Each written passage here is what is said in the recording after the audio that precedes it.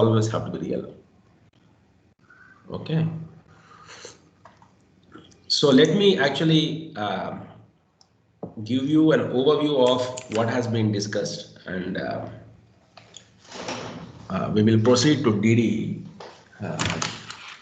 So when we have, and also I'm mostly focusing on mechanical systems. So if we have a mechanical system, it's a mechanical system, okay? Mechanical system. Mechanical system can have multiple static equilibriums.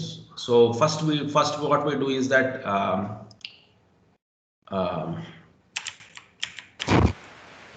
the flowchart goes like this. So we write the equation of motion, which is nonlinear. We find the fixed points by setting the right hand side to 0. So I can have multiple equilibriums. Okay. Around the equilibrium, I have different linearized models. Linearized model 1, model 2, model 3, model 4. And depending upon the characteristic roots of this model, which are obtained by finding the Jacobian of the nonlinear system evaluated at this equilibrium point, we can comment on the nature of equilibrium, whether that is what kind of equilibrium it is. There are some classifications, but don't worry about it. We are not delving into it, but that's how we construct linearized models. So the way we construct linearized models is by finding the fixed points and finding the Jacobian of the fixed point around that equilibrium. The linearized model is you have the form y dot equal to j into y, okay, and that locally represents the nonlinear behavior. But as long as the fixed point is hyperbolic, that means if the real part of the eigenvalues of the Jacobian are all non-zero, then the solutions of the linear system and the solutions of the nonlinear systems will be qualitatively same, and the stability characteristics are also retained. That means if the linear system is stable, the nonlinear system will also demonstrate the same behavior. Okay, fine. So if it is not, if the fixed point is non-hyperbolic, we have to do nonlinear analysis. Okay, that will not be, we will not be discussing now, but this is the flow chart. Now we know why is this important. You know, that why it is important is that we have brought down everything to the characteristic equations, characteristic roots, or the characteristic roots. So depending on the nature of the characteristic roots, we can comment on the solutions. If all the roots have negative real parts, then the solution will be stable. If one of them is positive, the solution will be unstable, and things like that. So if I plot it, if I want to show you, let's say if I have a differential equation whose characteristic roots are like this, what does it mean? If I disturb it, the solutions will decay for sure because the real part is negative. But since the roots also have complex parts, it will have oscillatory and decaying solution, something like what we have observed, you know, it oscillates and decays. Similarly, if the roots are negative real, both are negative real and no complex parts, then the solution will just decay to zero. Okay, this is not negative, 0. Similarly, if I have something, a positive root and a negative root, the solutions, the solution corresponding to this one will grow, and the solution corresponding to this one will decay, and the total solution will grow. Similarly, if I have roots like this, the real parts are positive, but there is a complex part, so the solutions will grow, but they will grow while oscillating. So it is something like e power 2t into sine 30t. So the solution will look like that. You know, there will be an envelope of growing exponentials. Inside there will be oscillations. So just by looking at the characteristic roots, you can comment on the nature of the solutions. We don't have to actually compute them. Okay. Students, before I proceed with the next topic, I would like to ask you if you have any questions. Okay, if you have any questions, you can raise a hand and you can ask me, or you can type if you want to type. So I will just wait for a couple of minutes if you have any questions.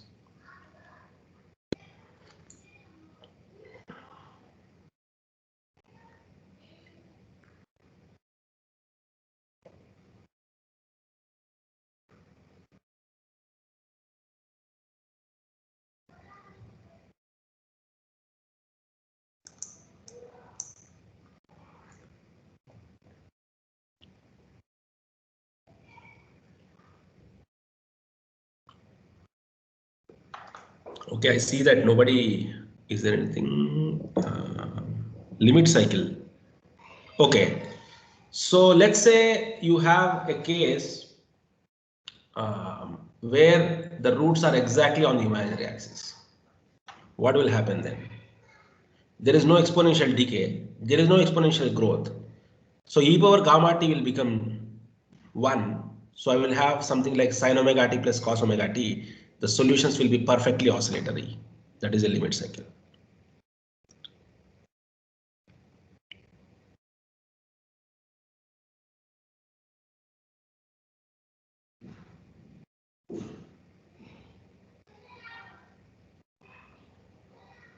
Okay, let's go back to the pendulum problem. Okay, again I'm going back. So see, initially I thought of discussing an example of machining, but I think I will make it more interesting and fun for you guys. Okay, so let me go back. So when human beings stand, this is somebody, some guy who is standing and we are looking him from the side. So these are his hands. Okay, I will put his nose so that you know which direction he is standing. Okay. Now, a human being is also like an inverted pendulum, because if you see, there is an ankle joint and the ankle joint has stiffness. And strictly speaking, when we are quietly standing, okay, we are always applying forces, okay, on our ankles such that we are standing straight. Otherwise, you will just fall down. Okay, so we are an unstable system, like a vertically upward pendulum.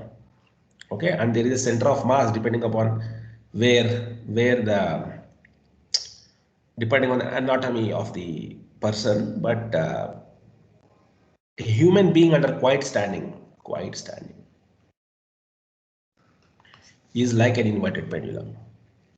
Okay, so I told you that the equation looks like the same equation holds true. So ml square theta double dot. I'm only now looking at the linear equation because I don't worry about the other equilibrium positions. So I have ml square theta double dot plus I have c theta dot plus k theta. Okay. Uh, K theta equal to 0. Of course, there is an mg weight term that will be acting downward. So K theta minus mg L sin theta. So sin theta will become theta because I'm only looking at the solutions around the zero equilibrium. So I have something like K minus mgl into theta equal to 0 plus c theta dot plus ml square into theta double dot. Fine. So this entire thing, there is a weight. Of course, the weight is destabilizing. So if I bend forward, the weight tries to bring me down. So if I bend forward, it will try to push me down. It will take me away from the equilibrium. But my ankle is applying a force, a torsional spring, like a torsional spring. It is trying to keep me upright. Similarly, there is a muscle forces are both displacement and position dependent. So you can also think that there is damping, because otherwise you will be swinging a lot, which you don't. Okay. So the equation looks like this. Let me go back to legs.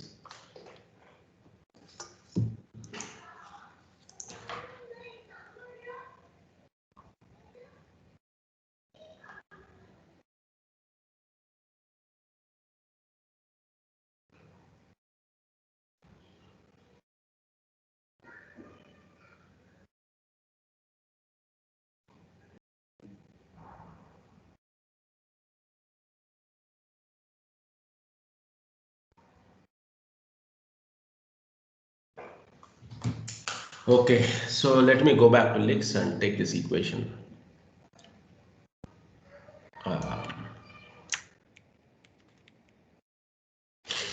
Now I'm not carrying a load on my head. If I'm carrying a load on my head, then it will be P bar.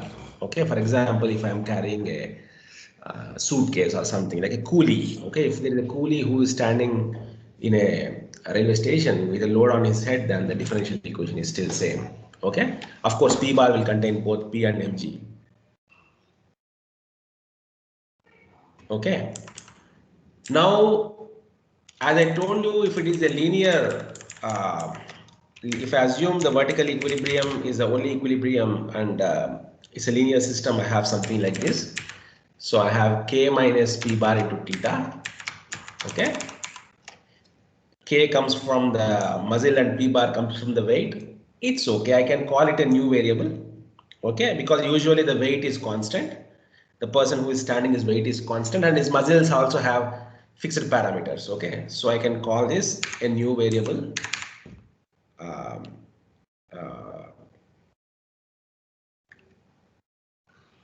Okay, capital C. Okay, just for the case of notation. Now you see what is happening. This C theta dot and K theta are the forces that are being applied by the ankle on the human being to make it stable. If these two are not there, what are the solutions of theta double dot equal to 0? Of course, it's quadratically theta double dot equal to 0 has a solution that goes away from theta equal to 0. Its solution is AT plus BT, A naught plus BT, something like that, C1 plus C2T. So it's a growing solution. It's not a solution that comes back to 0. So we are vertically unstable unless your ankle works. Okay, so it's like a stick balancing. If you hold the stick vertically upwards, it will fall down. You have to continuously apply forces to make sure that it balances itself. So how do we balance? We balance by two mechanisms. There is an accelerometer in our ears that gives us that works like an acceleration sensor, and there is also a visual feedback that we are about to fall, and there is also that tactile or touch feedback. Okay, our foot will tell if we are about to fall because it will sense the reactions. So there are multiple ways in which we apply these forces C theta dot and K theta. But something interesting happens. Okay, let's say there is some guy, we ask him to stand straight. Okay, fine, he stands straight. And you know that when C is greater than 0 and K is greater than 0, the solutions are stable. That means theta equal to 0 is stable. And any disturbance will die down because of this damping. And it will bring it back to the equilibrium. And that is the truth because we are able to stand vertically up. Now let's say if that guy is drunk, okay, what will happen? His reflexes are slow. So, and you will see that most often the guy who are drunk, if you ask them to stand straight, they will be moving around. Okay, they will be oscillating. So you cannot apply the forces instantaneously because there is a reflex delay. So the forces are time delayed.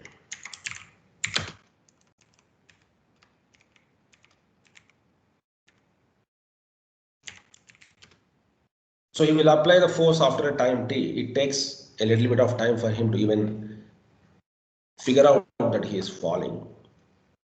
And this I am sure many people who were under medication for different reasons or had alcohol can understand. Otherwise, don't worry. There is a reflex delay. Now, what is the effect of delay on the stability? Clearly, I can see that if somebody is too drunk, then tau becomes too much and he's going to fall down for sure. Okay. But what is the tau critical at which he is going to fall down? That is what is important to us now, because that is the parameter of interest. Because the person's weight is not going to change, and his muscles are going to behave just like how they are going to behave. But the drugs that he has taken in, whether those medications or alcohol or whatever it is, are going to delay his reflexes. Okay. So what is a critical tau? What is the maximum amount of alcohol that he can consume before falling down is the question. Okay. This is just for fun. Okay. Don't take these things seriously. Now, let's look at the characteristic equation. Again, the same thing. If I look at the characteristic equation, I know that based on the characteristic roots, I can tell whether the system is stable or unstable. So I'm going to substitute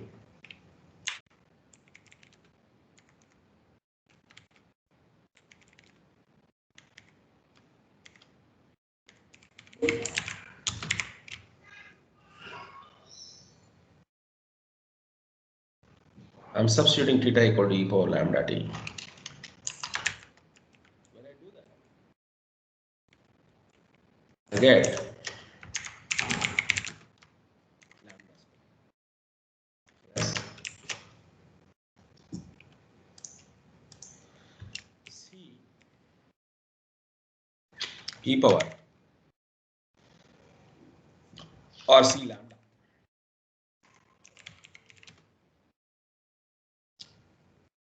into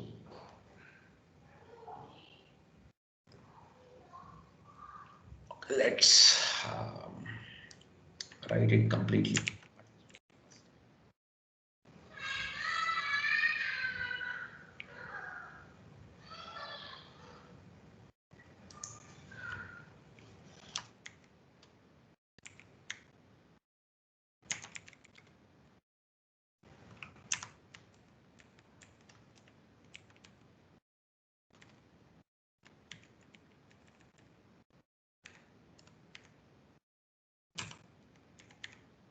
You agree, students?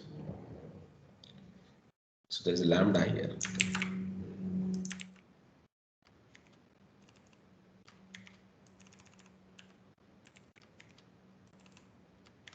That is a characteristic equation. Now I can remove e power lambda t because e power lambda t equal to 0 is a trivial solution. I'm not interested in that. So the characteristic equation is going to become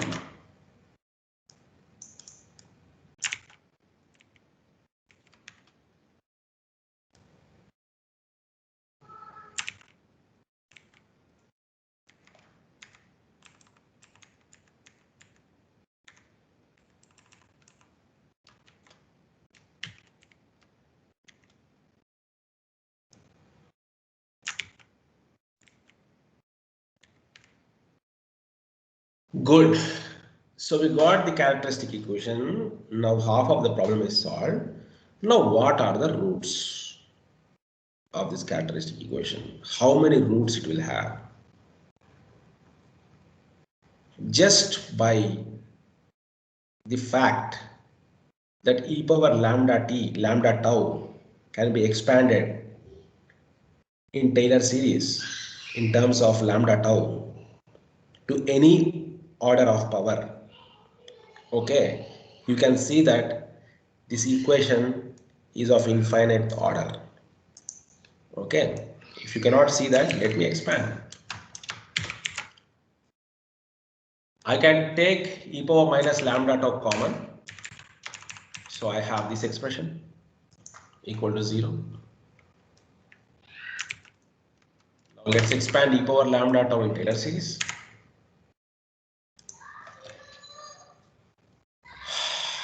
E power lambda tau in Taylor series. Taylor series of e power x is, let me just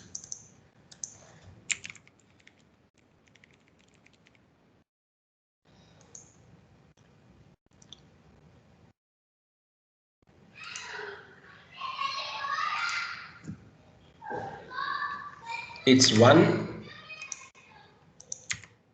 minus lambda tau. Okay. Plus 1 by 2 factorial lambda tau whole square.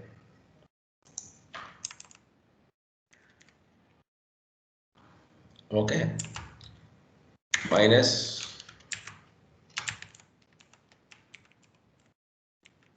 1 by 3 factorial lambda tau whole cube and so on. So given tau c and k, I need to find the solutions of this equation for lambda. If I use 3 terms in the Taylor series, my highest polynomial is of order 3. If I use 4 terms, it's of order 4. If I use 10 terms, it's an order 10. If I use 100 terms in the Taylor series, it's 100th order. If I use 10,000 terms, 10,000 order. If I use infinite terms, it's infinite order. How many roots does a polynomial have? Depending upon the order of the polynomial. If I have 5th order polynomial, I have 5 roots. If I have 10th order polynomial, I have 10 roots. If I have 100th order polynomial, I have 100 roots. So how do you find the roots of the polynomial? If I find the roots, I know the characteristic equation. Depending on the nature of the roots, I can tell if it is equilibrium is stable or not. If all the roots are on the left half of the complex plane, if all the roots are on the left half of the complex plane, I know that the system is stable. Because any disturbance is going to die down. If even one root is on the right hand side, then I know that the system is unstable and the disturbance is going to grow and the person is going to fall down. Now tell me, what is the critical tau at which the system becomes unstable? No, now there are different ways to deal with it. Clearly, it's an infinite dimensional system. It's no more a polynomial. It's not a polynomial. These are called quasi-polynomials because they appear like polynomials, but they are infinite dimensional. Okay, because of the term e power minus lambda tau, which was missing in ordinary differential equations. Now, I would like to, since there are many people in this class, I would like and I would request the students who have already taken my course and who are my former students, if any of them are attending the class, don't answer these questions because you may know the answer, but others may guess. How do you find the roots of a polynomial? If I give you a 5th order polynomial, if I give you an nth order polynomial,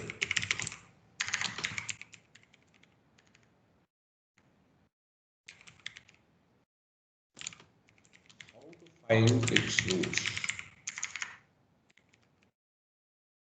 Second order, I know. Third order can be solved in closed form. Fourth order, in special cases, if I can factor it, I can find. Let's say I give you a 7th order polynomial. How do you find the roots? You may type the answer in the chat box, or you can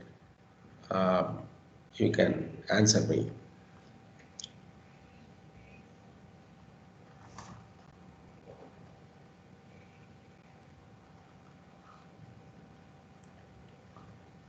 Numerical methods. What numerical methods? Yeah.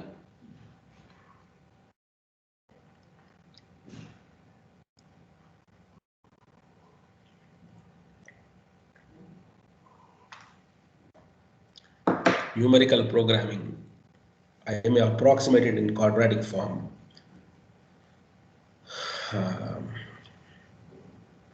No.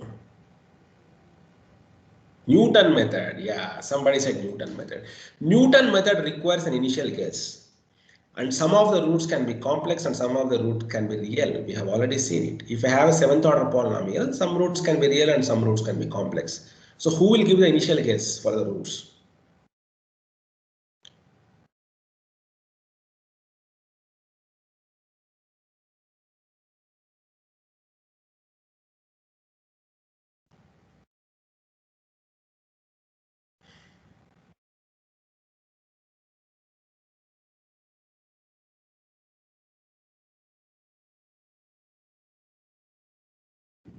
The biggest challenge in Newton-Raphson method is to give the initial condition for the solver.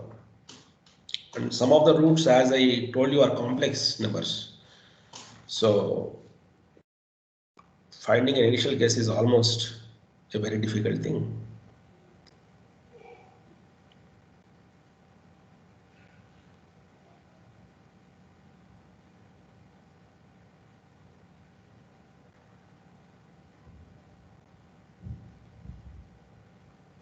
Routh criteria, very interesting, very interesting. Routh criteria is okay. Yeah, we can construct a Routh table and comment on the stability of a polynomial system. But let's say I want to compute the roots, because that's the question. Matrix method. What is a matrix method?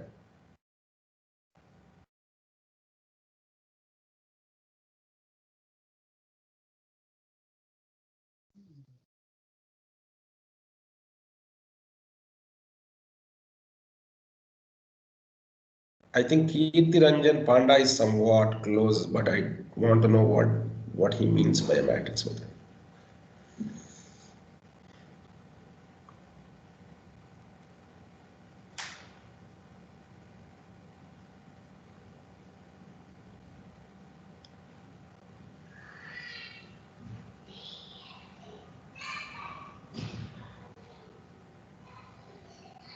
Ax equal to b. No, no, no, no, no, no.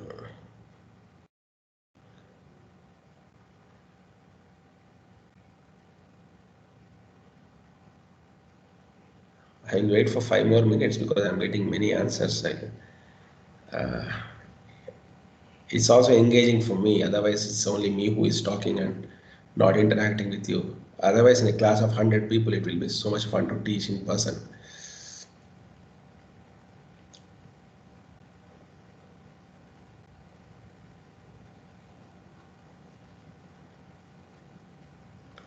Okay. The hint actually lies in the previous class. I told you, look at the beauty of this formulation. Okay. Let's start with a quadratic. Okay, let's start with a quadratic. As square plus bs plus c equal to 0. It's a quadratic function, right?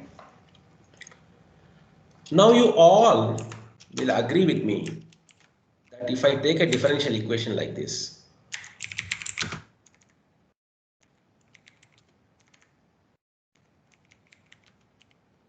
ax double dot plus bx dot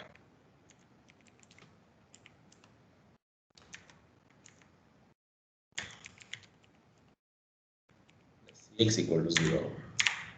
Inverse Laplace transforms. No, no, no, no. Just wait. I mean, I'm discussing it with right now. Don't worry. I mean, it's an interesting observation. A lot of answers. I'm happy that you are interacting.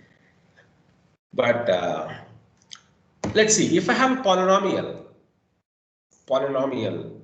I hope you understand what is a polynomial. It's a polynomial. This polynomial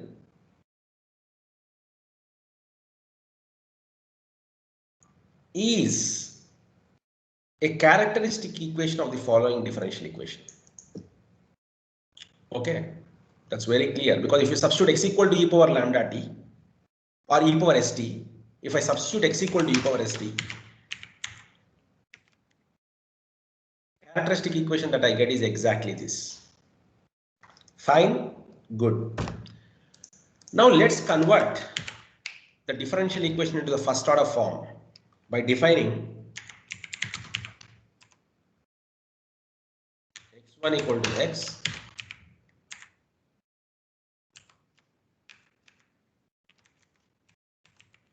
and x2 equal to dot x. Okay, if I convert into first order form, like I told you before, I have d by dt of x1 x2 equal to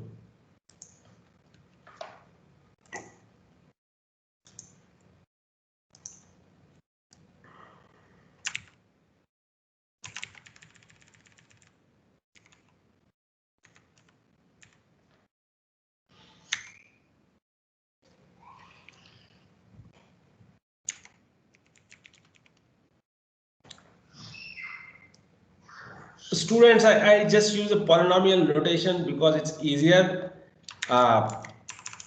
Please excuse me for changing this. It's easier that way. Okay, it's easier that way. So this a2 is the power of x square. So and a1 is the power of s. Okay, something like that. So it's a standard notation of polynomials. Okay, a0 has s power 0 and a1 has s power. So this will be equal to a0 by a2.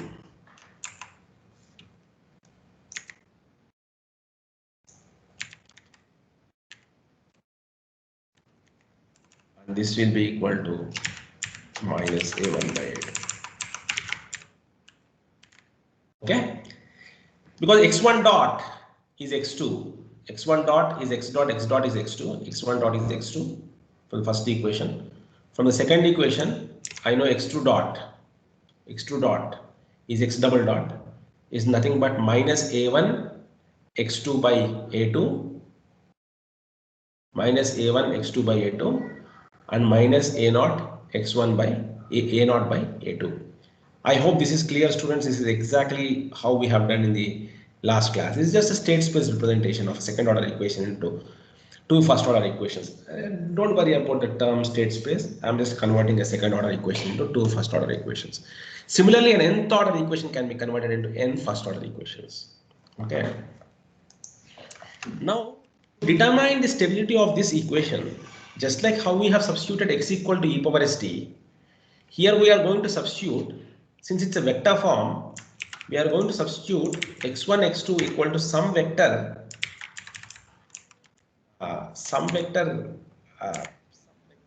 alpha 1, alpha 2. It doesn't matter what that vector is, okay?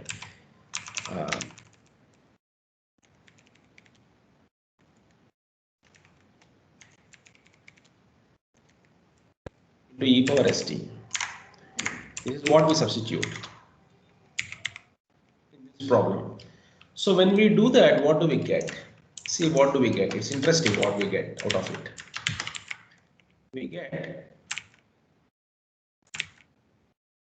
S. Okay, because if I differentiate alpha 1, alpha 2 is constant and e power st is that, and here I have this in here. Okay, so if I take e power st common, I have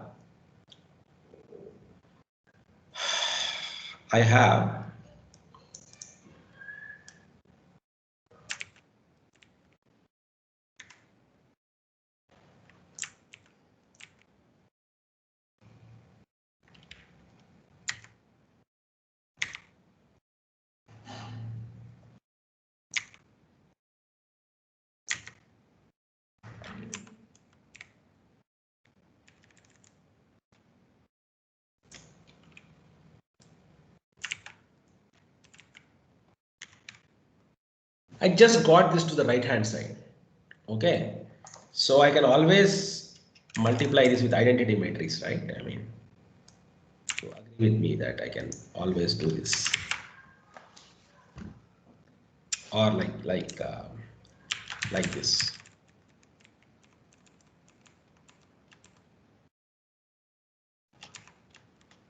Okay, students. So I multiplied with an identity matrix and I took it to the right hand side, and this is what I got. Okay. Now, of course, I'm not interested in the solutions e power st equal to 0, because e power st equal to 0. Of course, e power st, when e power st equal to 0, this will hold true, but that is a trivial solution. I'm not interested in that. And also for the case of alpha 1 equal to 0 and alpha 2 equal to 0, Then the interesting case is when this vanishes. Okay, when the determinant of this is 0 and or determinant of this is 0 or, okay, you set this to 0. What is that I got?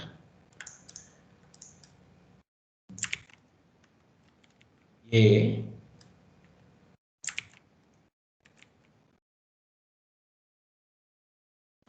equal to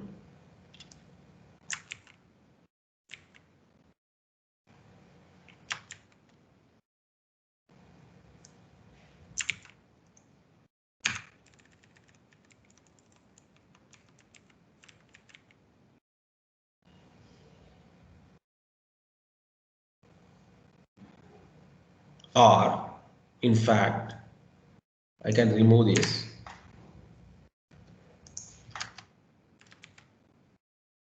This will also become 0 when this condition is satisfied, right? One thing is when e power lambda t is 0, that is not e power st is 0, that is not I am interested in. The other condition when this becomes 0 is when this condition is satisfied. What is this condition? This condition, such a solution is nothing but, this doesn't look like eigenvalue problem, ax equal to lambda x, which you have been solving from childhood. Tell me that s, which when multiplied with this x will give me lambda x. That's the eigenvalue problem. So eigenvalue problem of what? Of A. So the characteristic roots of this quadratic equation are nothing but the eigenvalues of this matrix A. Do you agree with that, students? Just type yes if you agree with that.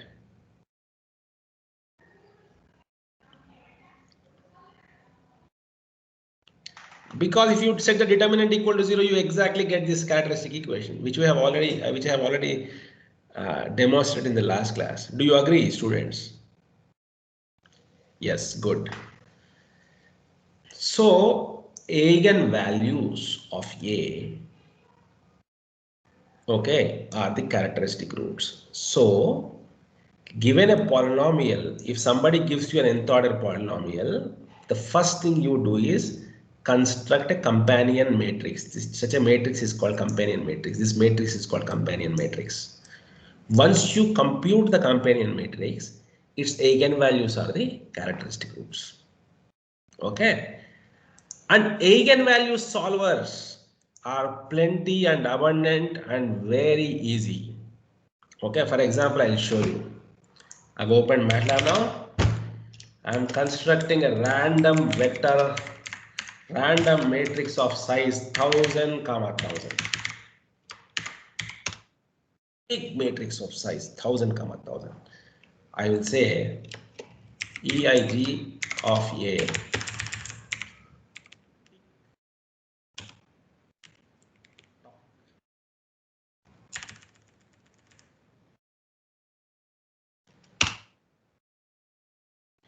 So it has found the eigenvalues in 0.5 seconds here. 1000 eigenvalues. Okay. So it has found 1000 roots of a characteristic equation because there is a characteristic polynomial associated with this matrix A. Okay. So eigenvalues are all nobody solves for the roots of a polynomial by using Newton-Raphson method or anything like that. They find the, oh, why the name? I don't know. It's somebody who has put the name. Okay. So you find that matrix, you find its eigenvalues. Those are the characteristic roots. Okay. Good. Excellent. So for a 10th order polynomial, I have got a 10th order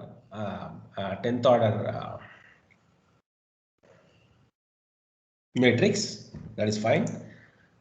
But still I am having trouble because I have infinite roots here. So it's an infinite polynomial.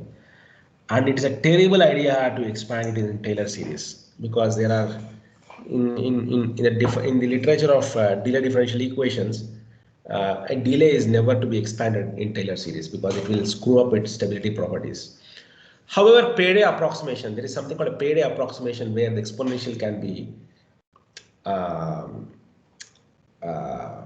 represented as a fraction of polynomials in lambda tau, and such a payday approximation seems to give better results.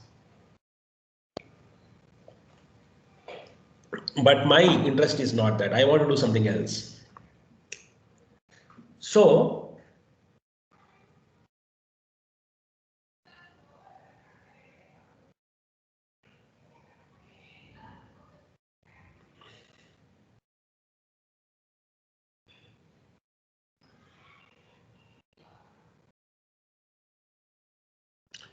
even before studying the second order problem, which seems to be slightly harder for me, at least at this point of time, let's look at a delay differential equation that is first order. That means the second order derivative is missing. Even though a first order DDE is infinite dimensional, do not confuse it like ODEs. A first order ODE is one dimensional. A second order ODE is two dimensional.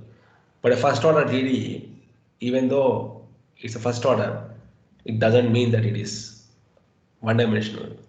Its dimensions are infinite.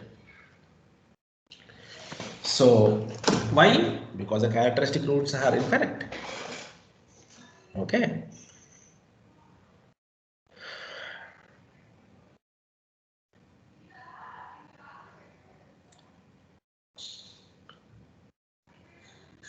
So what I will do now is that I will discuss something called so let's take a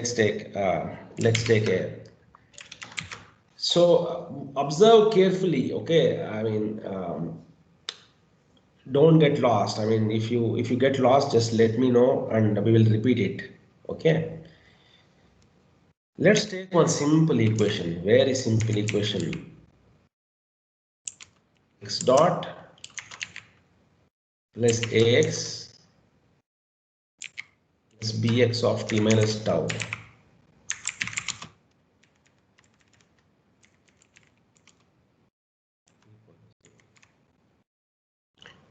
It's a first order equation because the highest derivative is first order. Okay.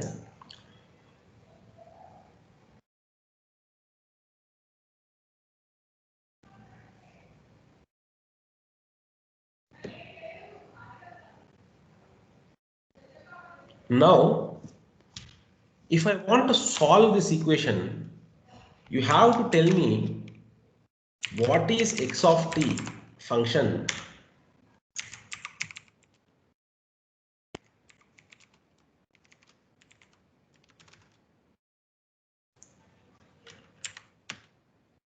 between time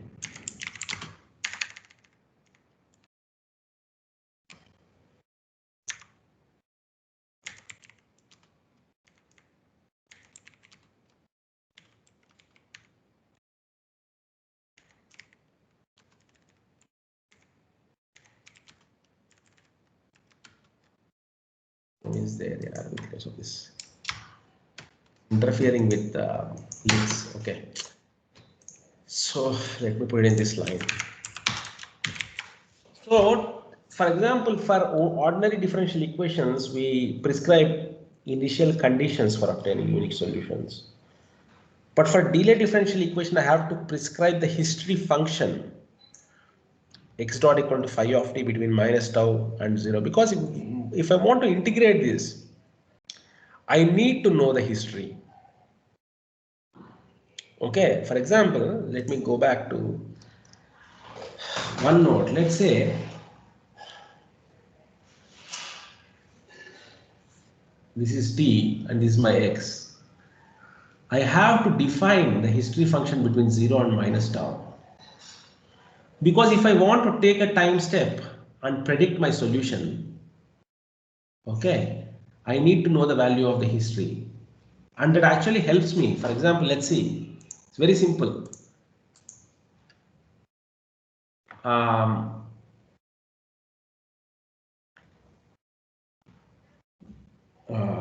Okay, let me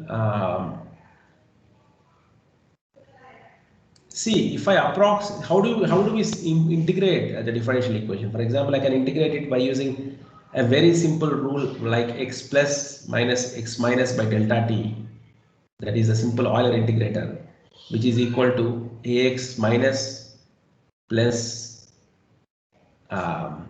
minus ax minus bx at time t minus tau, right? So I am at time 0 right now. So I need to calculate the value at minus tau, right?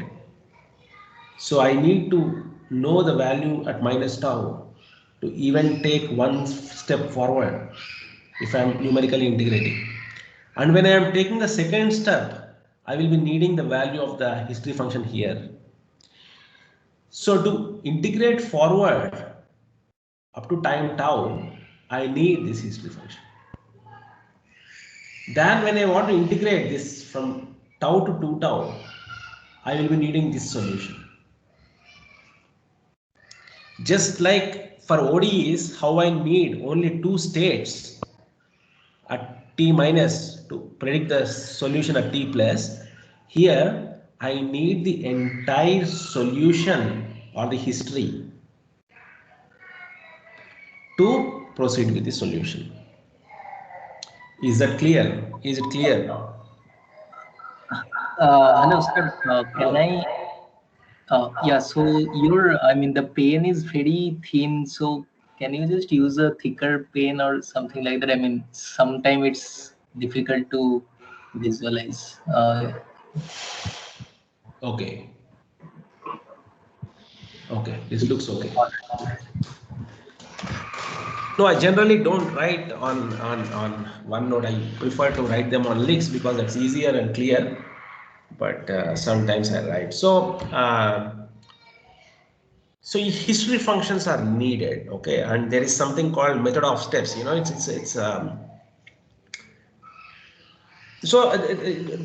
don't worry about it. We are only looking at stability aspect. So you understand now that I need to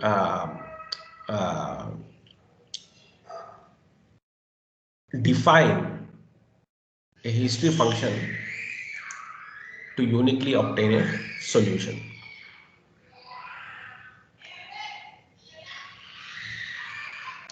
Okay.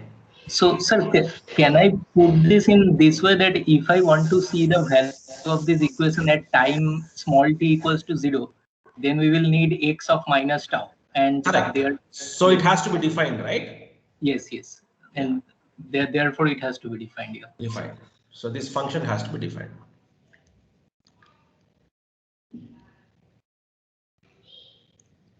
So there is something. Just give me 1 second. Yeah, just give me 1 second.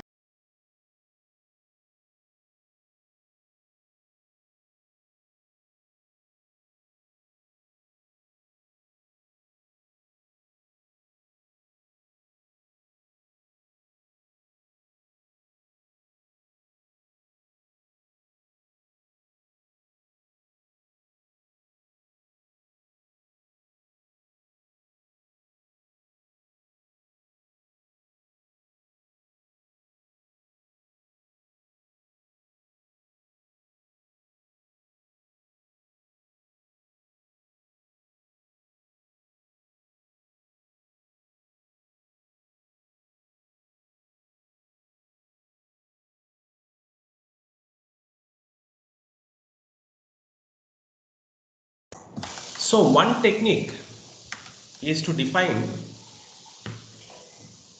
This is one of the simplest ways. Okay, this is one of the simplest ways is to define y1 of t. Just look at the definition. Y1 of t is, let's say, x of t minus tau. Okay. And y2 of t equal to x of t minus tau plus some delta. Think about it like this.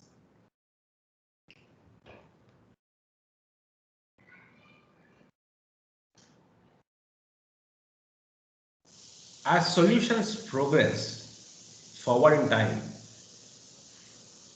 I can find what is x of t. X of t is a solution. If I know x of t, I can always find x of t minus delta, or x of t minus 2 delta, or x of t minus 3 delta. In fact, if you want it defined in the backwards, then I can also do like this.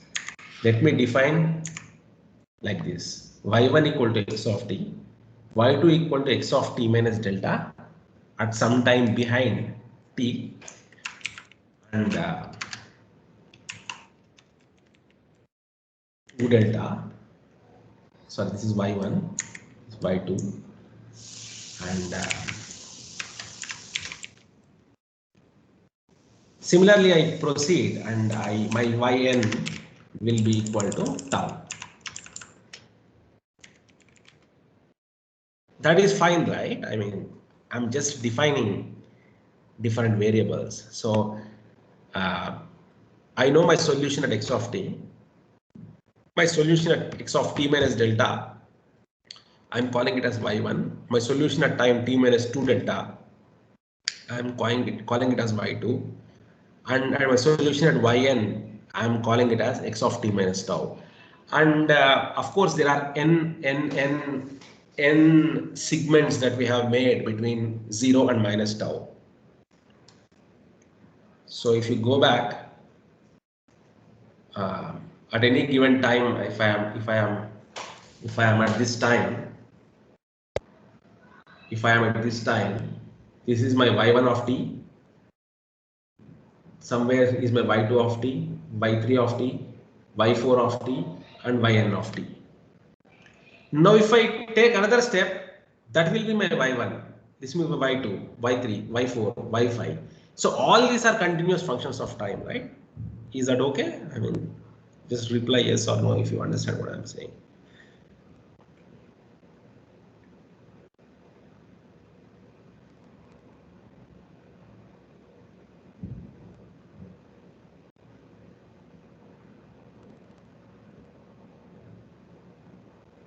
Okay, they are just my solutions at different times. That's excellent. Very good, very good.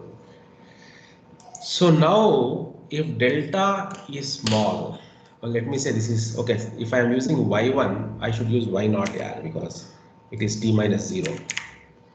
T minus 0, t minus delta, 1 delta, 2 delta, 3 delta, n delta. N delta is tau. So if we want to make it more clear, n delta is tau.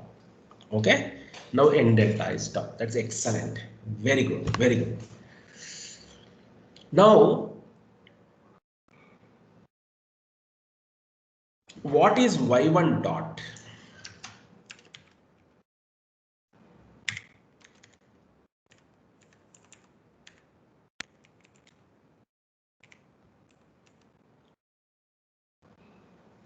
Y1 dot is y1 minus y0 by delta t, because they are very closely spaced. If delta is very small, y1 dot is y1 minus y0 by delta t.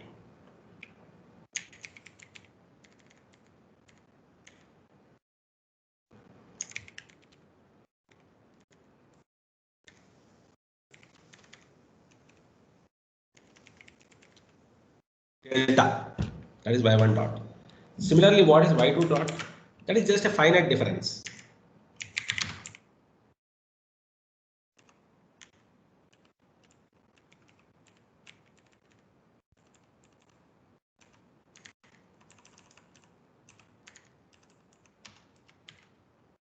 And what is yn dot? This is the most interesting thing. Yn dot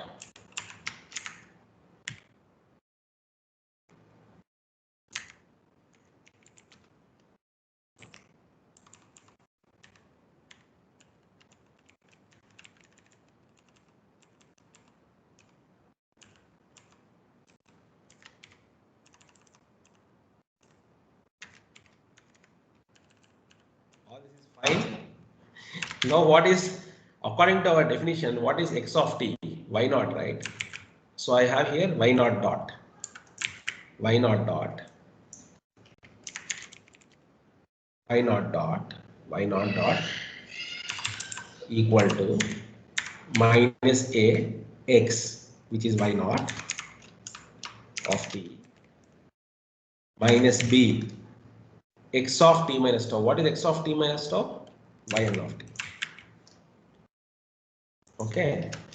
So what are these? These are a bunch of differential equations and they are linear, but it has n states. N is something that is in our hands, right? I can take n equal to 10, I can take n equal to 20, I can take n equal to 30, I can take n equal to 40, 50, 60, 70, 80, 90, 100, whatever it is. So it has a nice structure. What is the structure? Let's see the structure.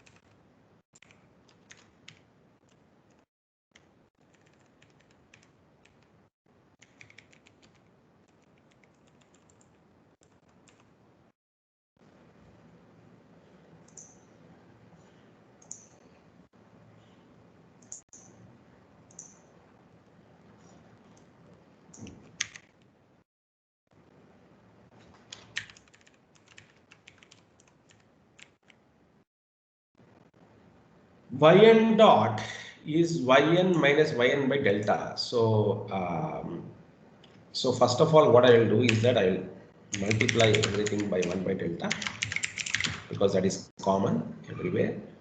So I have minus 1 and 1 here. Okay.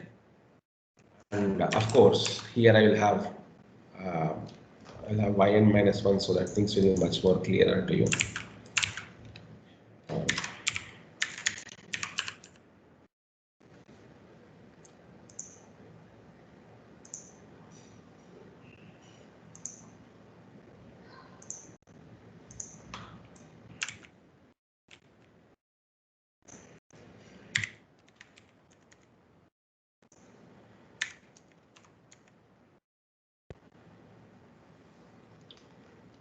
Y1 dot is y1 minus y naught.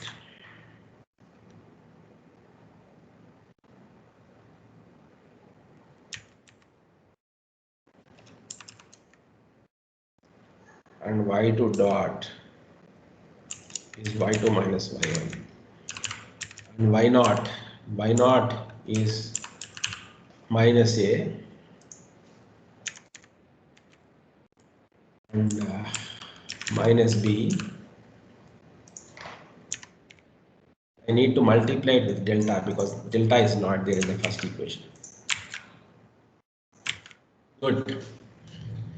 So now the Dirichlet differential equation has been converted into a large system of first order ordinary differential equations.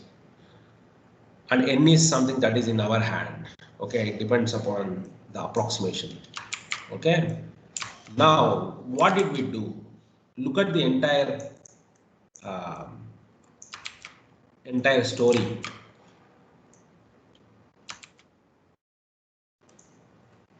I didn't want to work with this quasi polynomial. Okay.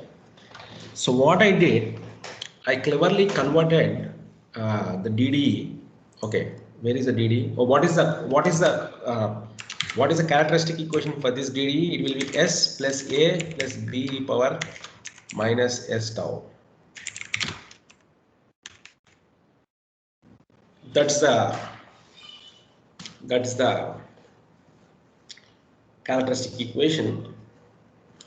But now, instead of solving for the roots of the characteristic equation, I have got this large system of ODEs, and I know that the eigenvalues of this matrix A are going to approximate the characteristic roots of this equation. Do you agree, students? You can just say yes or no.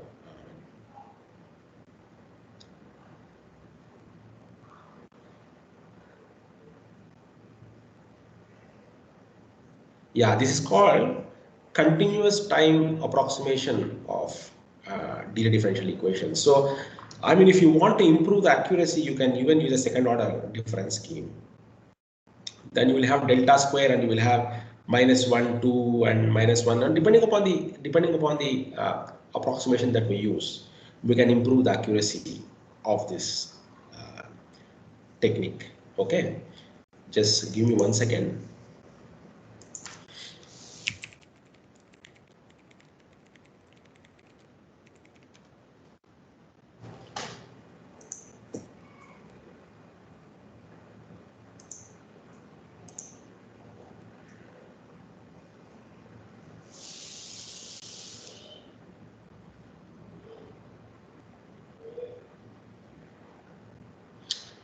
So I'm going to show you one paper. See, this method was developed by this professor some long time ago, and you see that the idea is that we define these variables time delayed states, just like exactly how we did y1, y2, yn for all x's, and this can be even used for non-linear DDEs. It doesn't have to. So it is a technique to convert the DDE into a node system of ODEs, because we know how to study ODEs, but we are not clear yet how to study linear differential equations. So when we convert them into ODEs, things become much easier for us. And you can see the structure. You see it has the same structure. You see A, B, 1 by delta, minus 1 by delta, 1 by delta, and minus 1 by delta. Okay, of course, he has nonlinear terms here. But interestingly, he shows that the error drops down to 0 in characteristic roots. But he did not show the roots, but I will show you. I just wanted to show the reference. Let's look at this problem. Okay, this problem has certain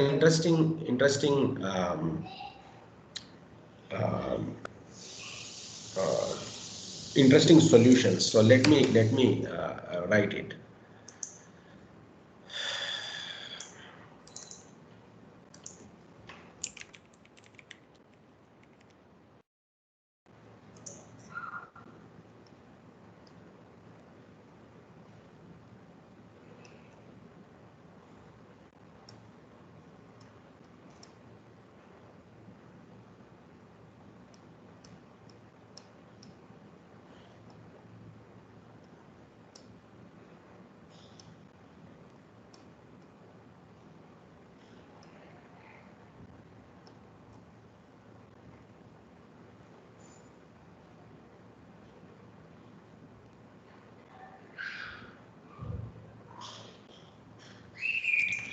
So I can write it as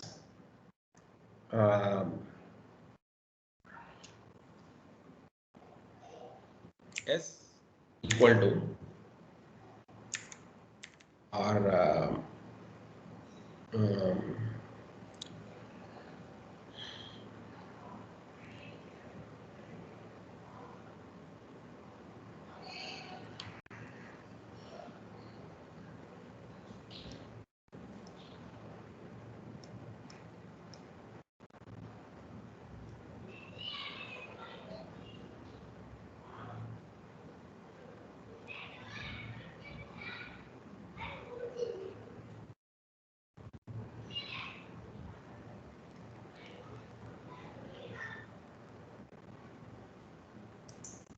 just give me 1 second, students. Just give me 1 second.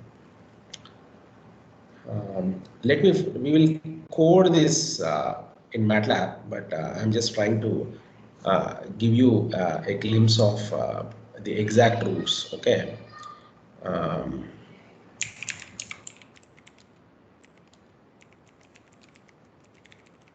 There was one paper that I was just looking for. Give me just 1 second.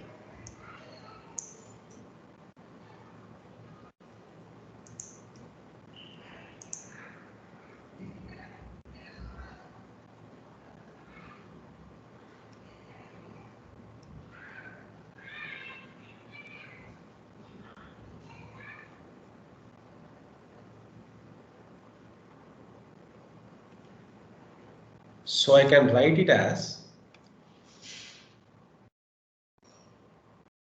S plus A equal to minus b e power minus s tau. Okay, and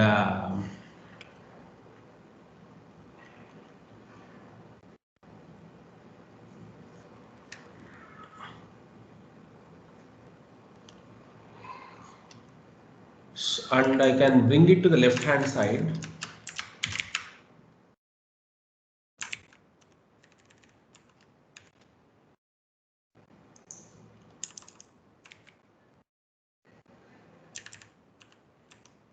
With a positive sign.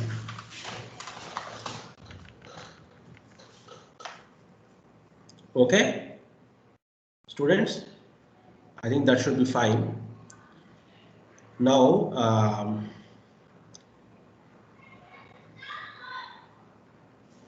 there is something called a Lambert W function. Okay, and the Lambert W function is defined as follows.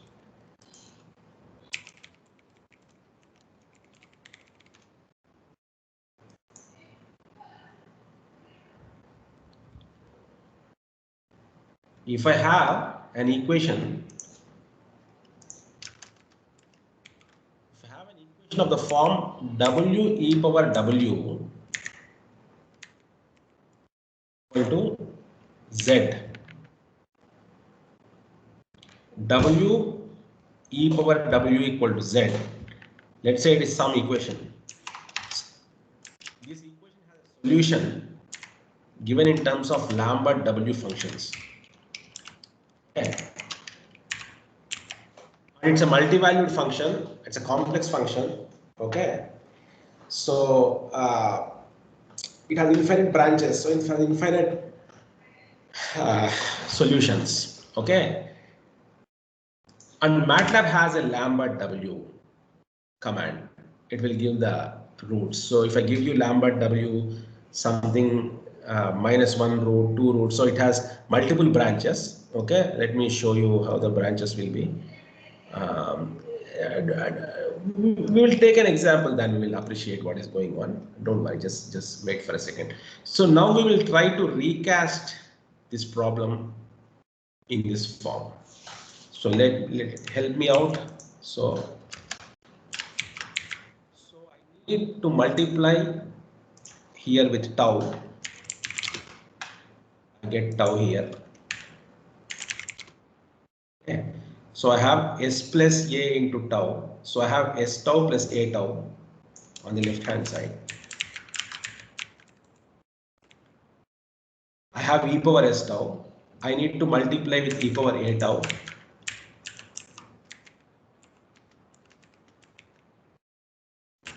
Excellent.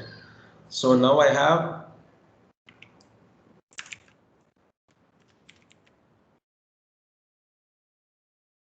a tau plus s tau into e power a tau plus s tau.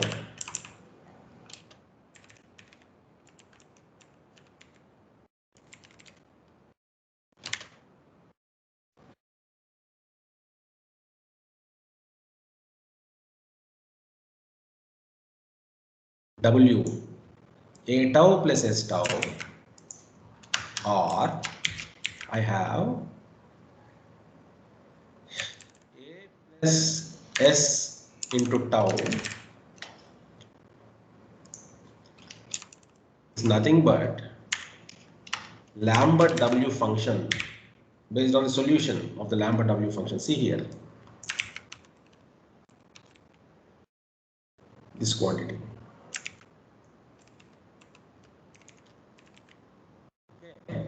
So what is S? I can take tau to the right hand side. I can take minus a here. That's it. Those are my roots. Those are my characteristic roots. But such a closed form solution is only possible for the simple case and for some other simple cases. If I have multiple delays, if I have two delays, if I have a second order equation, you cannot get the characteristic roots in this form. Now you will be surprised. I'm going to plot them in MATLAB for you.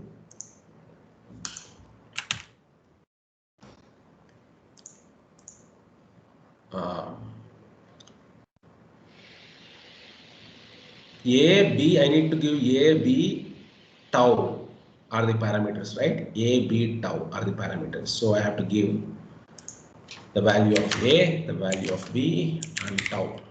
Okay. Let's say this is 1, this is 2, this is 0.1. Okay.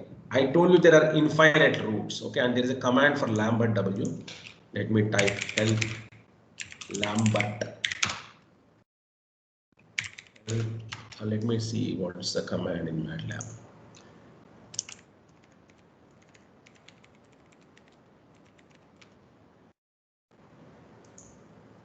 MATLAB. It's called Lambert W of k comma x.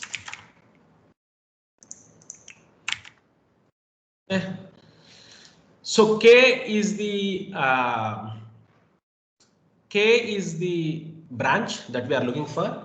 So k can be, let's say k goes from -1000 to 1 to 1000.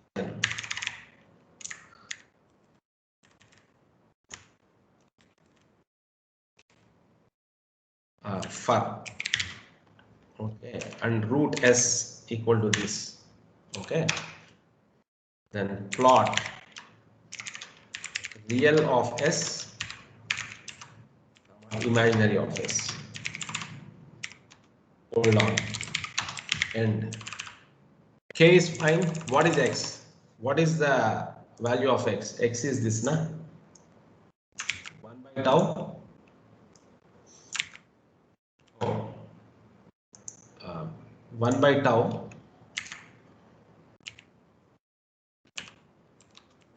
x equal to 1 by tau some number into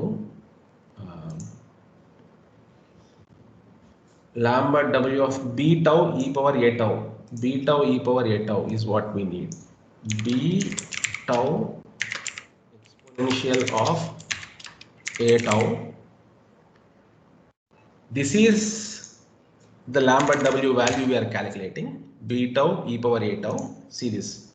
Lambert W of b minus b tau e power a tau minus b tau e power a tau.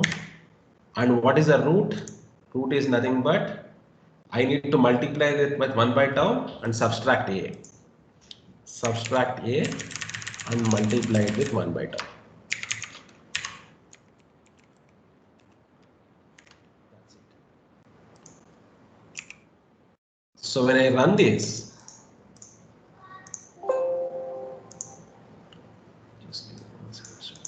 Lambert W requires, oh God, sorry students, I don't have symbolic toolbox. I should have installed it, but so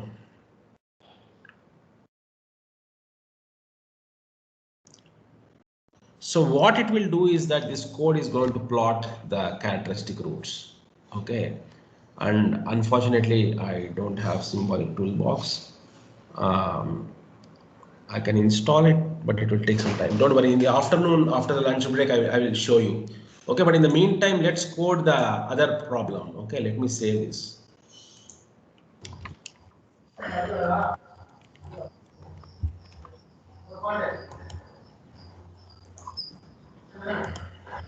Okay, and our we will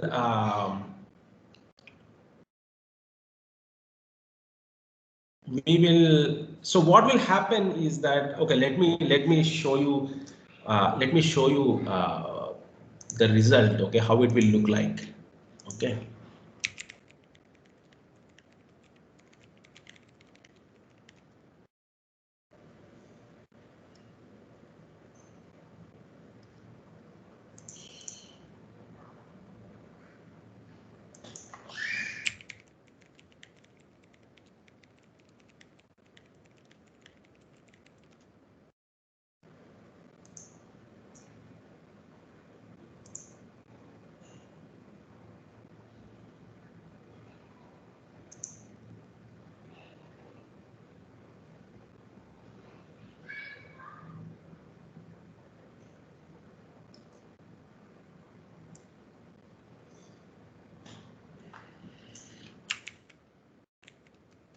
I will run the code in the afternoon. Don't worry about it.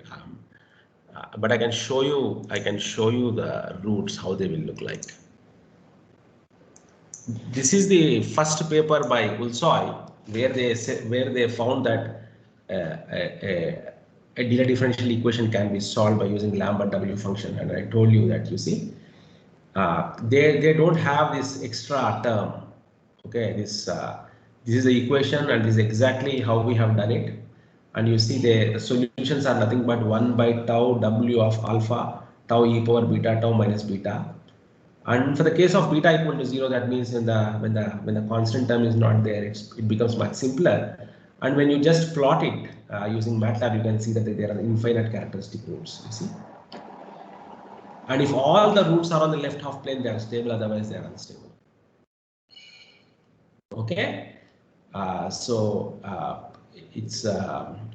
since it's a closed form expression, even the solution can be expressed in terms of Lambert W function. But the thing is that this plot we could have generated if I had a toolbox with me. But these are the roots. These are the closed form roots. These are the exact roots. So whatever approximation we have developed by using continuous time approximation, the eigenvalues of A as we increase n should converge to these roots, and the convergence has to happen from the right side. It is like finite element method. So as we increase n, the right hand roots, the root should converge from the right side. That means the rightmost root should be the first one to converge. Otherwise, your stability results can go wrong, right? Let's say the rightmost root is the one which is crossing the imaginary axis and becoming unstable. The approximation that you are developing must capture the rightmost root accurately. That's one of the most important characteristic of the approximation. And Taylor series fails to do that. That is the reason people don't use Taylor series. Because in theory, you can just use the Taylor series to convert it into a system of ODEs, right? Here, if I look at I can just use this Taylor series, and I get a large polynomial, and I can use that polynomial to convert into a companion matrix, and I can solve for its eigenvalues. But it has problems with convergence. It doesn't. Sometimes it's even if my DD is stable, it will say it is unstable because a Taylor series is not a good option. It has been shown by many people that we should never do that.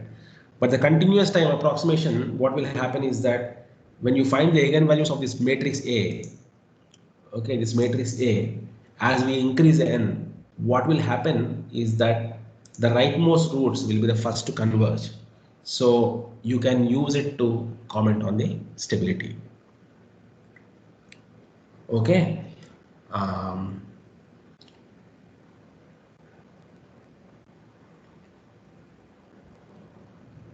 Any questions, students? If you have any questions, I can answer.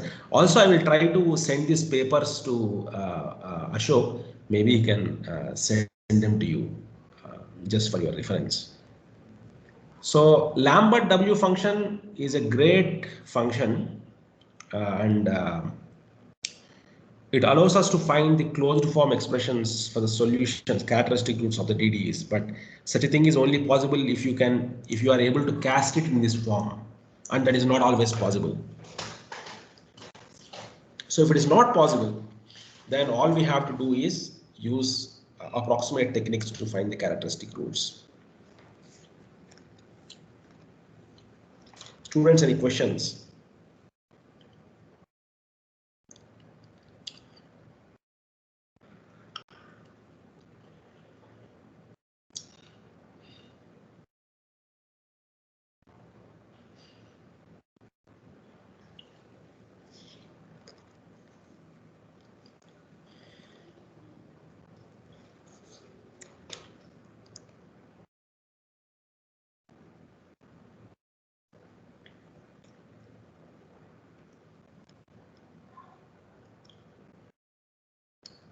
You can do this exercise on your own.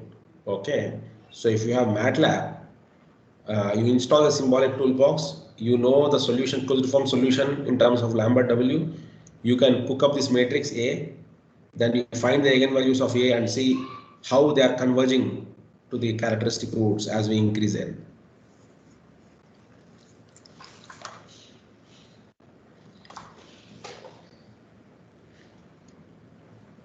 I'll just get some water. Just give me 1 minute. And if you have any questions, just type.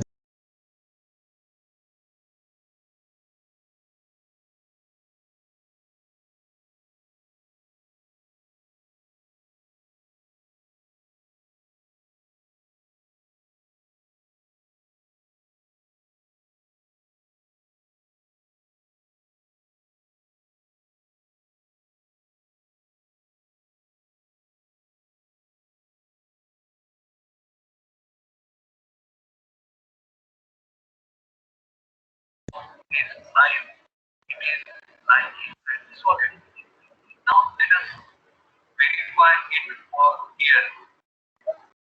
Count is 0. Now as well. Now the count has become 1. Compare this. The count has Hello.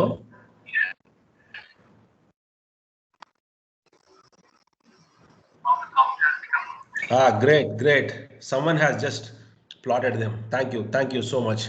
Okay, so you see that's how the characteristic roots are. So this is outside this solid. Someone has put the, and you can see that the system is actually stable because all the roots are on the left half of the complex plane. And if he increases the number, the roots go all the way to the left. But you should understand that since the real part is so high, all these roots are going to decay very fast. I mean, these roots have very little role to play because they are going to decay very fast. And essentially, even though the DD is infinite dimensional, its dynamics can be captured by few rightmost roots. Okay, someone has sent me these roots. Okay, I don't know who is that. It's it was sent to me by it was sent to me by Paul D. Paul. Okay, thank you.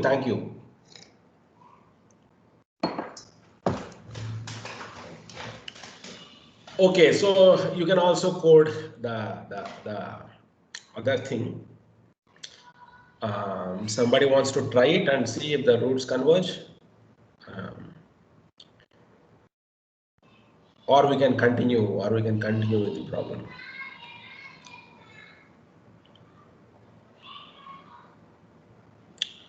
Okay, good. Let me go ahead. Now the problem with this approximation is that for this to hold true, the delta should be very small, and the number of n we have to use will be very high. So our interest is to represent or approximate this Dirac differential equations with smallest number of ordinary differential equations, the best possible smallest number of ordinary differential equations that can capture its behavior. So before I proceed to the other topics or a better approximation, we have to understand something called basis functions. Okay.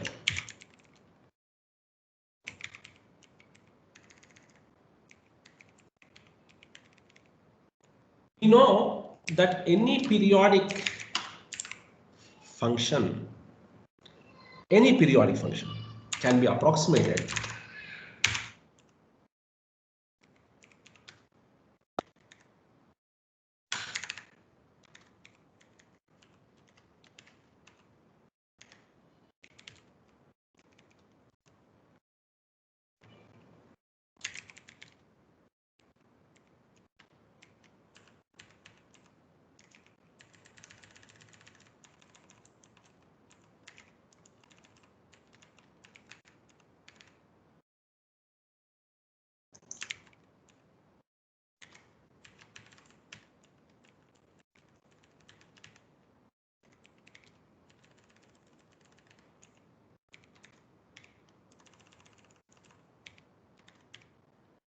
a Fourier series, right? Students, I hope you understand. any periodic function can be approximated by using a Fourier series. How come? It's very interesting. You have learned it. Okay. How come? It can be done. It can be done because of the fact. Okay. It's like this.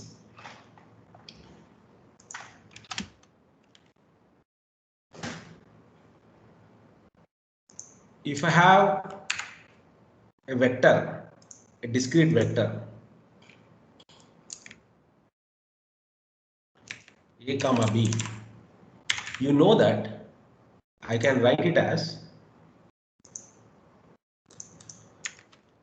1 comma 0,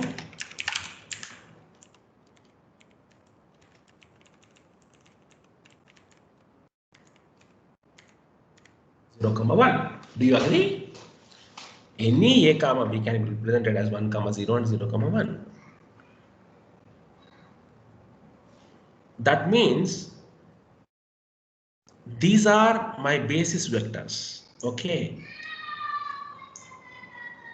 By using them, I can represent any two-dimensional vector, which is beautiful. But if I didn't have 0, 1 with me, if I only had 1, 0, can I, no matter what I do, I will not be able to get a comma b. I can only do that when someone gives me 1, 0 and 0, 1. So these are the basis vectors for two-dimensional, for any two-dimensional vector, because it can be uniquely represented as a sum of basis vectors, a linear combination of basis vector uniquely.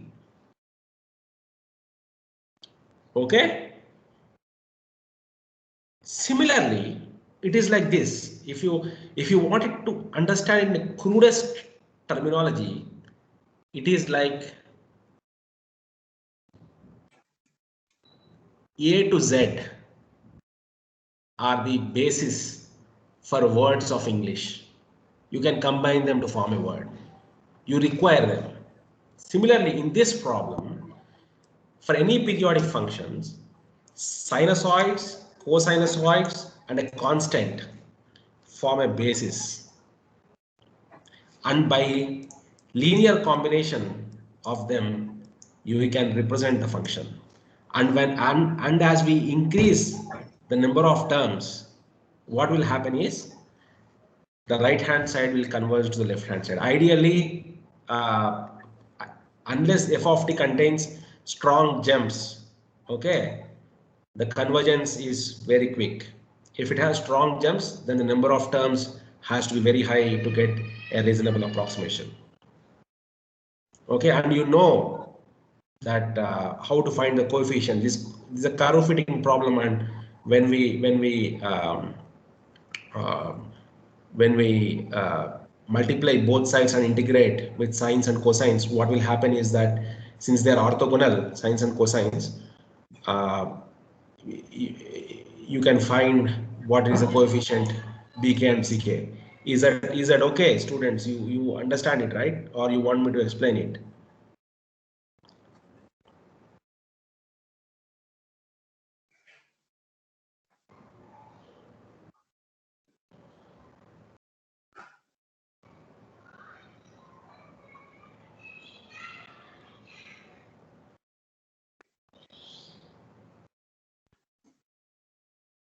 Fine, good.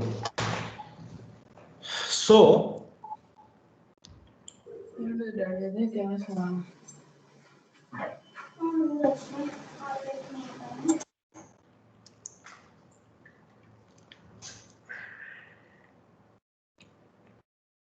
if I take a DD, okay,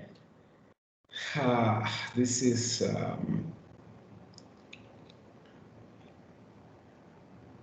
I think this is clear. This has to be extreme. You have to be extremely clear on this part before we proceed with the next section. Okay.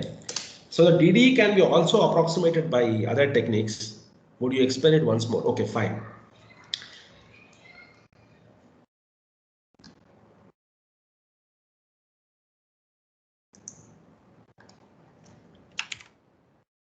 say color and thickness. Color, I want this color, I want this thickness. Okay. Let's say I have a function. Okay, between time 0 and time t, and it repeats itself. It repeats itself, so it's periodic. It's periodic. Now, if I take a sinusoid, this is sine 1 pi t by capital T. This is sine 2 pi t by capital T. Similarly, I have sine 3 pi t by capital T and so on. Similarly, I have cosinusoids. For example, let me plot it in MATLAB. It's much easier for you to see. Okay, let me explain very clearly. 120. Okay, fine. Okay. If I multiply this equation, let me just take two terms, okay? Because it's easier if we take two terms. It will be very clear. Sine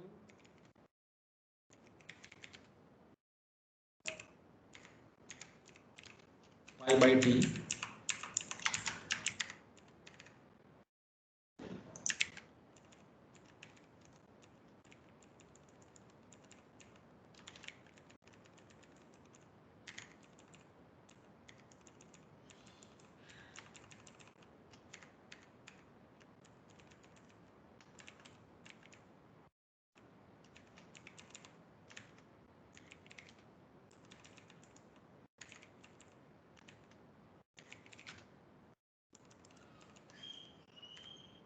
f of t is time periodic with period t. Remember that. So if I multiply both sides, just integrate both sides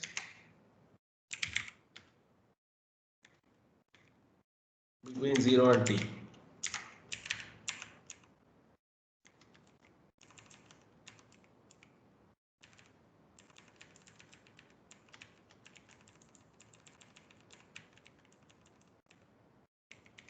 What will happen to all these terms? They will vanish, right? Because they are all periodic. Their integrals are 0 because whatever positive area they have, the negative area will be gone. So what is A naught? From this A naught is nothing but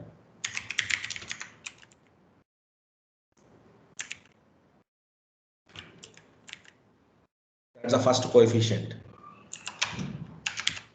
Now if you multiply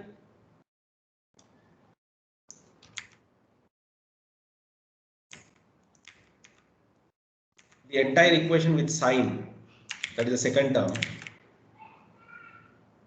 both sides,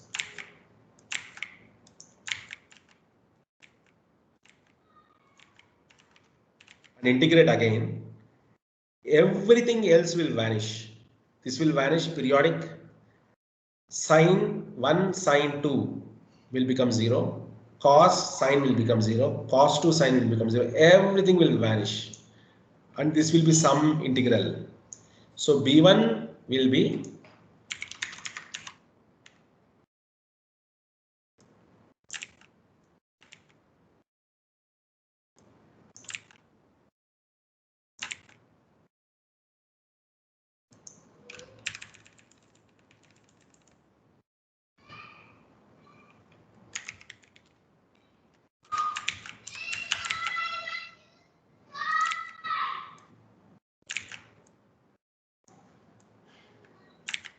that is B1. So I can generalize now into BK because I got B1. Similarly, CK will be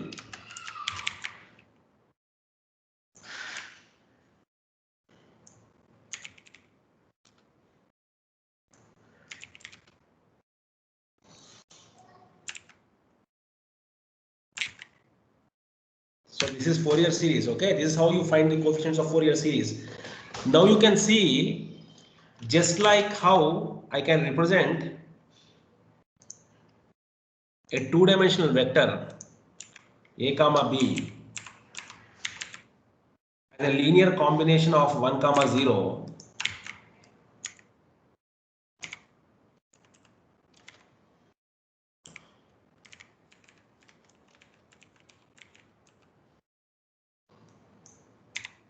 and 0 comma 1, I can represent a continuous function which is periodic as a linear combination of a constant, a bunch of sinusoids and a bunch of cosinusoids, like this. Here I have a vector, here I have a function, here I have a function, and this is unique. Just like how 1, 0 and 0, 1 form a basis for any two-dimensional vector, these sine functions and cosine functions, of course infinite dimensionals, because there is sine 1 pi t by t, sine 2 pi t by t, sine 3 pi t by t, and so on, cos 1 pi t by t, because this function is continuous function. A continuous function is infinite dimensional, right? Because in the sense that if I want to plot sine x between 0 and pi, how many points I should take? If I take 10 points, I can connect them by lines, right? If I take 20 points, again I can connect them by lines. So between any 2 points, again infinite points lie.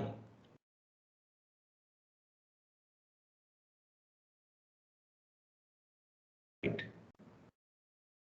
Because it is continuous. Okay. So that's why it has the bases are also infinite. I have infinite sinusoids and infinite cosines. Just like how I have 1, 0 and 0, 1, here I have infinite sines and infinite cosines. But what will happen in continuous functions is that as we increase n, the approximation becomes better and better and better and better. And you don't have to actually take n terms for all practical reasons. Only a few terms will be sufficient. That is why finite element works. You take few finite elements, you increase the number of finite elements, what you observe is that the solutions converge. Ideally, a continuum has infinite degrees of freedom, but on a computer you always solve using finite number of nodes and finite number of elements. Okay. Is that clear? Is that clear now? Paul?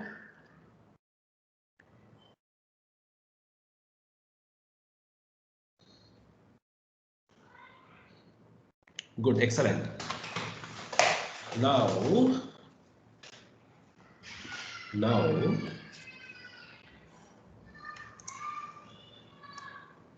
there is something that is very, very important.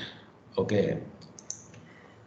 Maybe I'll just open the paper because that's the print will be better and I don't have to redraw it. Okay.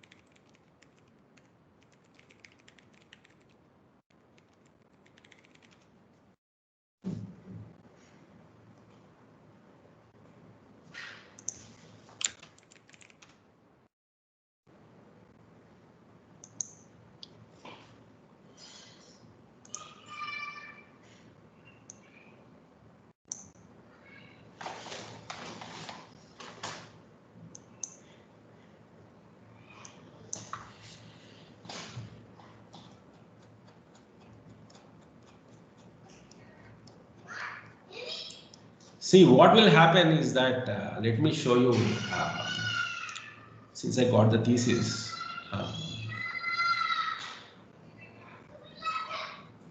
See, so even if, let's say if I have some function, general function, this is a general function, see, some function. Now you connect, you subtract, you connect the first point and the last point by a line. Okay.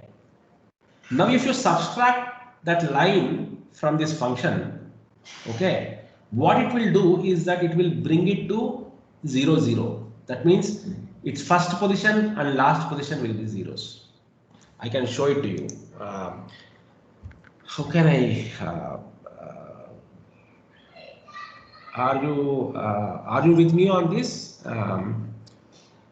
If I have a see, subtracting a line from this general function is equivalent to rotating it. Okay, so instead of looking at x-axis and y-axis to be like this, you are looking at x-axis to be along this line. So the first point and the last point will be zeros if you subtract a line. Do you agree with that or not?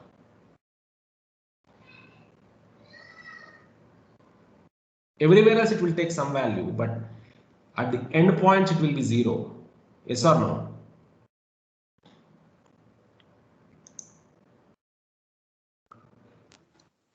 Yes, excellent. That means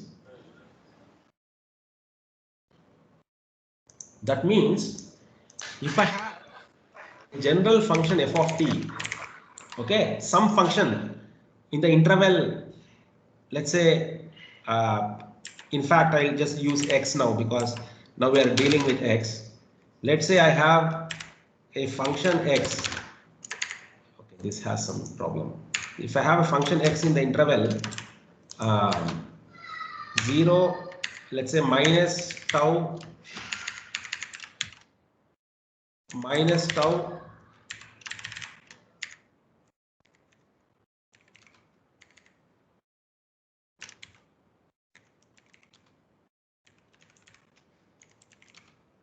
less than s less than 0, x less than 0, some domain, okay, some domain minus tau less than x less than 0. F of x is defined like that. Some function, it is some function. I can always subtract a constant a0,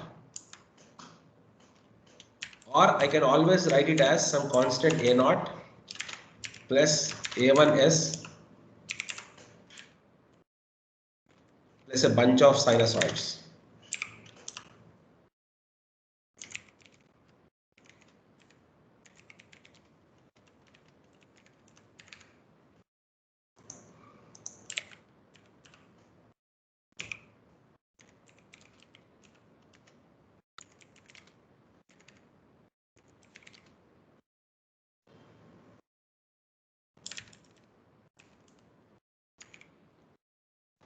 Because once I subtract a0 and a1s, I get a function that has zeros between, that has zero values at the minus tau and zero value at the right side, and it is like a string.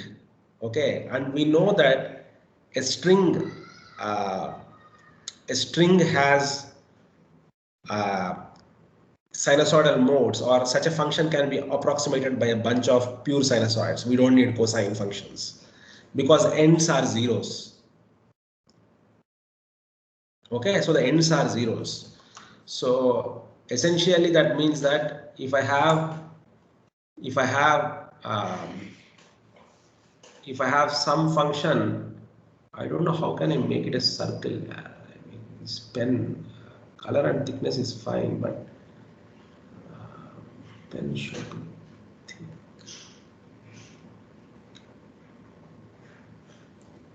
So if I have a function that looks like this, which has zero values at the ends, right? I can always approximate it as some sine 2, sine 3. This has to go like this. Okay, this plus this, and I can go on, but I don't know the coefficients. Once I add them, I will be able to get this function. Is that okay?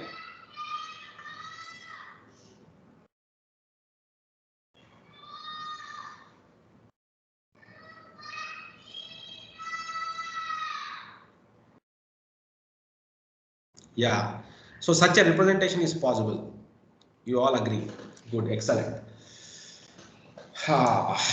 Now, since you agree with this idea of representing a curve using this particular basis, Of course, there are other bases.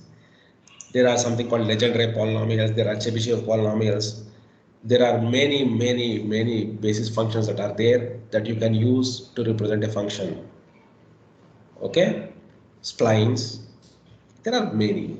Okay, these are called global basis functions because they span the entire domain. You see, previously in the finite difference approximation, what we were doing, we were only looking. See, look at this matrix. There are so many zeros everywhere except for two values. This itself should tell you that this is not a very good approximation. Why I have so many zeros? Okay, it is like a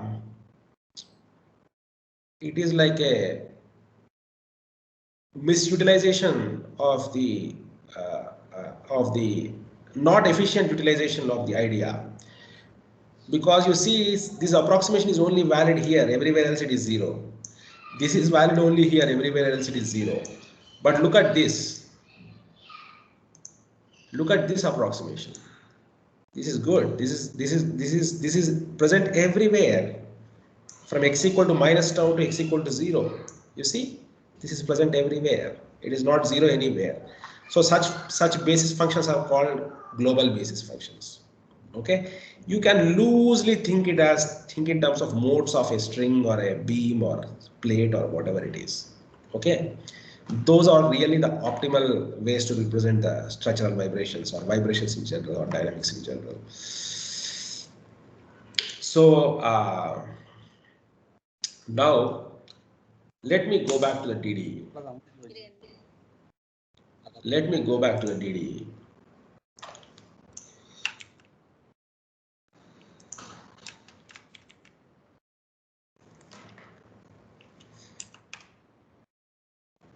Please pay attention.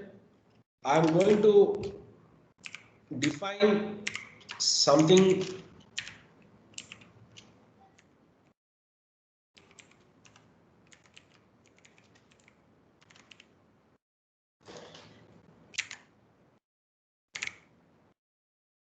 See, this is called a shift of time transformation. Okay. So what it is doing is that I am defining a variable y of s comma t, which is x of t plus s. So if I substitute s equal to 0, my y of 0 comma t is x of t.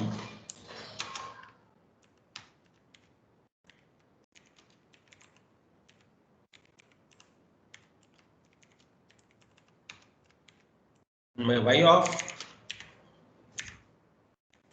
minus comma t x of t.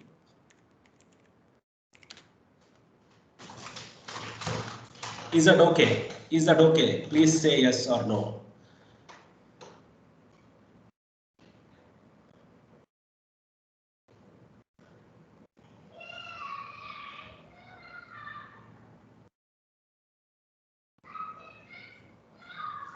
Instead of this is done, you will appreciate in a minute that instead of discretely representing the derivatives, we are trying to get down to a continuous extension. But this transformation has some nice property. If I take a partial derivative with respect to x, s,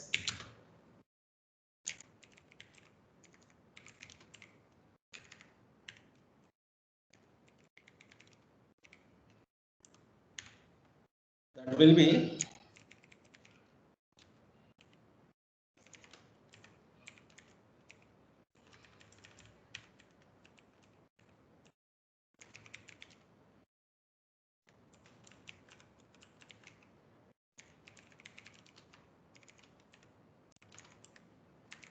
into 1. Similarly, if I take a partial derivative with respect to t, it is 1 into 1. So that means dou y by dou s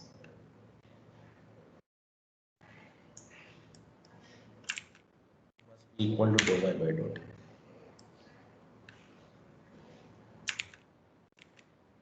Okay. That's good. Now, what is the range of S? S goes from 0 to minus tau. You see this? S goes from 0 to minus tau. So the range of S is from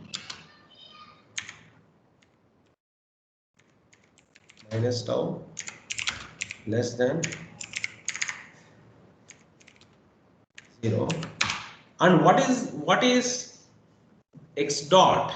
X dot is nothing but dou y by dou t at 0 comma t, right? Look at this differential equation. X dot is nothing but dou y by dou t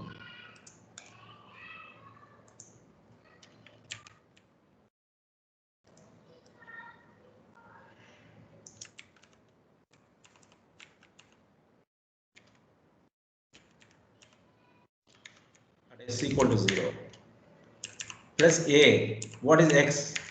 X is nothing but y at 0 comma t. What is x of t minus tau? Nothing but y at minus tau comma t.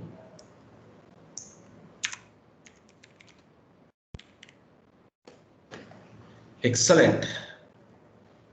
And the initial condition y at s comma 0 will be the history function that we are going to define. Okay, if it has a history function which we have not defined.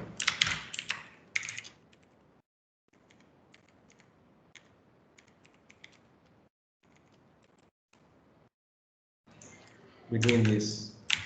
Okay. So what we have done by this entire procedure is that we have converted the delay differential equation into a partial differential equation. This is called an advection equation, okay, with a boundary condition. The boundary condition is prescribed at s equal to 0, okay, and it has also a prescribed initial function. So we are no more interested in the DDE, we have got a PDE. If you discretize this PDE using a simple finite difference scheme, we recover this.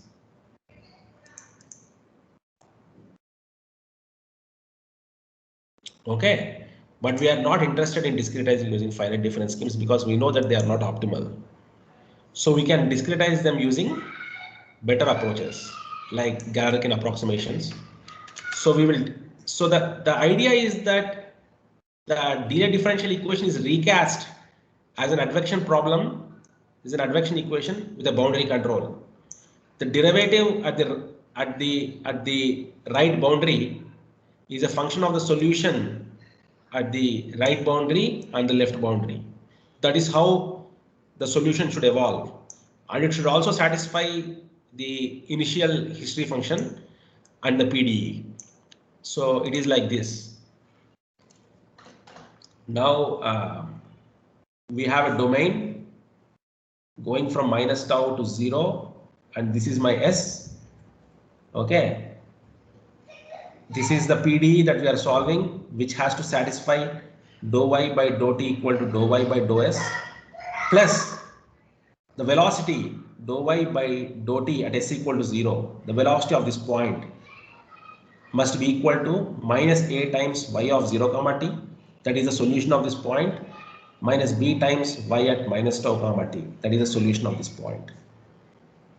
So and also at time t equal to 0, it should be the history function, and that is how it evolves with time. When you solve this PDE, okay, when we solve this PDE, once you know the solution, what is x of t? Y at 0 comma t. You can reconstruct the solution by just y at 0 comma t. In fact, you can get the solution at any delay.